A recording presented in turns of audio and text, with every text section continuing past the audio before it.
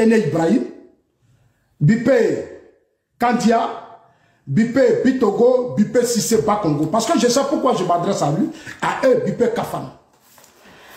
Chers amis, je vous appelle. Ce que je suis en train de faire, c'est un appel que je suis en train de vous lancer.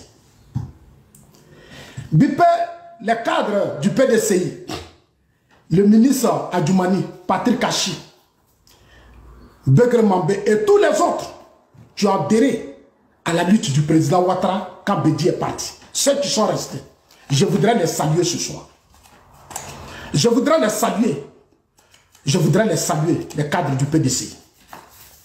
Mais je vais d'abord dire au cadre du RDR que cette volonté de vouloir forcer la main au président Ouattara en 2025 est très dangereuse.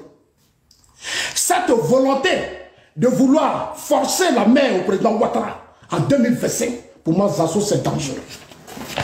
Envoyez-les la vidéo. Mais attendez, ça fait combien d'années vous êtes avec le président Ouattara? Mais ça fait des années que vous êtes avec lui. En 2020, Amadou Gon est mort sous vos yeux. Personne ne pensait qu'Amadou Gon allait tomber. Le Covid est arrivé. Beaucoup de choses se sont passées. On dit, la carte candidat, je vous ai interpellé, je vous ai parlé. Moi là, je ne vais pas chez Marabout, je ne vais pas chez Féticheur, je ne vais pas chez Pasteur, je ne vais pas chez les prophètes. Je crois à mon Dieu. Et c'est ce Dieu-là qui m'inspire chaque jour. Et je continuerai de vous parler. Je suis allé à Korogo. Je suis allé à Abidjan parce que j'ai dit laisser Amadou Gon se reposer. Mais Amadou Gon, c'est un père pour moi. La ministre Marietou, qui est ma grande sœur, c'est grâce à elle que je suis allé m'excuser auprès du premier ministre Amadou Gon. Ils sont allés dire que Zasso n'aime pas Amadou Gon. Zasso est dangereux. Zasso veut diviser le parti. Zasso est ceci. Je leur ai dit, mais je suis qui pour diviser votre parti? Je suis qui? Je suis qui pour diviser votre parti? Moi, Zasso, je suis qui? Je donne que mon opinion. Ou bien c'est parce que je n'ai pas besoin de fréquenter des marabouts, des féticheurs, ou des imams, ou des pasteurs, ou des quoi. Non, pour dire ce que je pense. Je vois, j'ai des yeux, je vois. Ce que je vois, c'est ce que je dis. Vous avez voulu qu'Amadou Gon soit candidat, Amadou Gon est tombé. Je lui ai présenté mes excuses. Il m'a pardonné. Il avait décidé de me confier, m'impliquer dans sa campagne présidentielle. Malheureusement, Dieu en a décidé autrement. Le jour de ses funérailles, quand je suis arrivé, je voyais des gens qui pleuraient. Je leur ai dit, essuyez vos larmes. Parce que je vous ai parlé. Je savais que mon grand frère ne se sentait pas bien. Et je vous ai dit. Je vis dans un pays où on appelle la Suisse. Ici, là, la médecine est développée. À un certain moment donné, quand nos aînés se sont trop battus, il faut les aider à se reposer. Ici, là, il y a des gens aujourd'hui, quand ils ont atteint un certain âge, ils ont des générations qui continuent leur combat. Le président Ouattara, en vous donnant le pouvoir, je vais d'abord finir cette vidéo. Écoutez.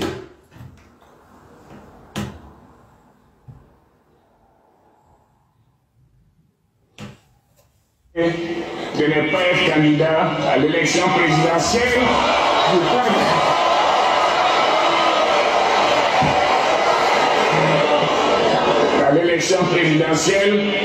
du 31 octobre 2020 et de transférer le pouvoir à une jeune génération. Oui. Écoutez très bien, hein, écoutez très bien. J'ai décidé de donner le pouvoir en 2020 à une jeune génération. Écoutez bien le président de la République.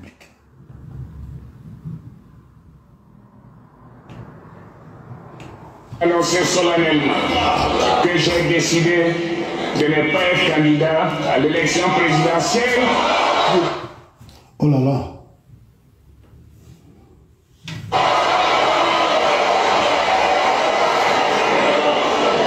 À l'élection présidentielle.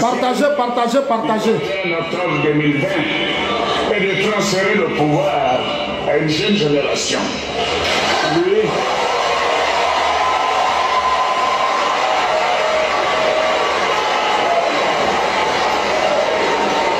Cette décision est conforme à ce que j'ai toujours dit, à savoir qu'il faut laisser la place à une jeune génération. Cette décision est ce que j'ai toujours dit. Elle est conforme à ce que j'ai toujours dit. C'est de laisser le pouvoir à une jeune génération. Une jeune génération en qui nous devons faire confiance. Des jeunes Ivoiriens, honnêtes, compétents et expérimentés, qui ont appris à nos côtés comme nous l'avons fait aux côtés du père de la nation, le président Félix Houphouët-Boigny. Cette génération compétente, honnête, responsable, à qui nous devons faire confiance. Le président Ouattara a pris auprès du Félix Houphouët-Boigny.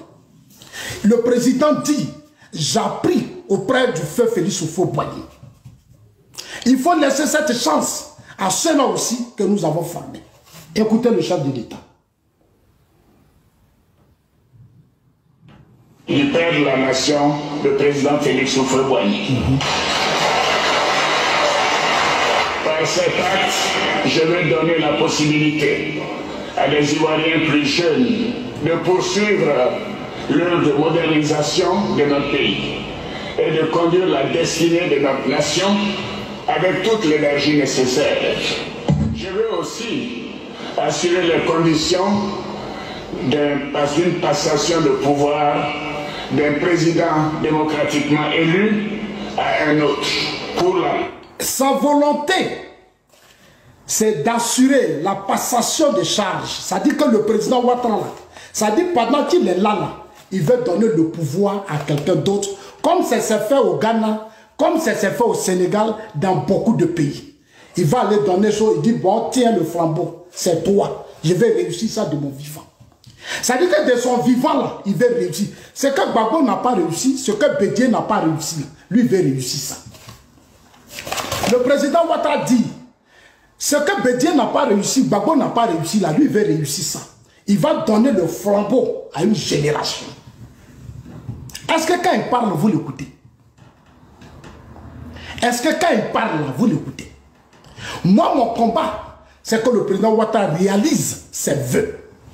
C'est que moi, je veux voir le président Ouattara prendre le flambeau, aller donner ça à quelqu'un. Puis lui, il est là, il accompagne. Voilà mon combat. Chers amis, je ne vais pas être long, je vais être franc avec les gens. Ce n'est pas parce que le RHDP a un problème de cadre. Hein. Le RHDP n'a pas de problème de cadre. Le RHDP a des cadres compétents, responsables, qui peuvent continuer l'œuvre du président Alassane Ouattara. Toutes les chaînes, les médias disent que le président Ouattara a 83 ans. Oui, il a 83 ans. Il a 83 ans. Moi, c'est mon père. Pour la dignité. Regardez, je suis un guerrier, je suis un soldat. Moi, je ne peux pas accepter que mon père, lorsque le président a, il est ça, et puis il va aller au champ, il va aller labourer le champ, il va aller faire ceci, il va aller faire cela pour que moi, je mange. Ce n'est pas normal. Il y a des gens qui disent non, pour des questions de sécurité, mais il a déjà garanti la sécurité du pays. La Côte d'Ivoire qui est là aujourd'hui, là, même si le président Ouattara se repose, il n'aura plus de coup d'État, il n'aura plus de rébellion. Les gens peuvent faire ce qu'ils veulent, mais il n'aura plus de coup d'État, il n'aura plus de rébellion, parce que le président Ouattara a protégé le pays. Partagez ça, envoyez ça à tout le monde. Parce que c'est ça qui est l'inquiétude des gens. Ne vous inquiétez pas, le président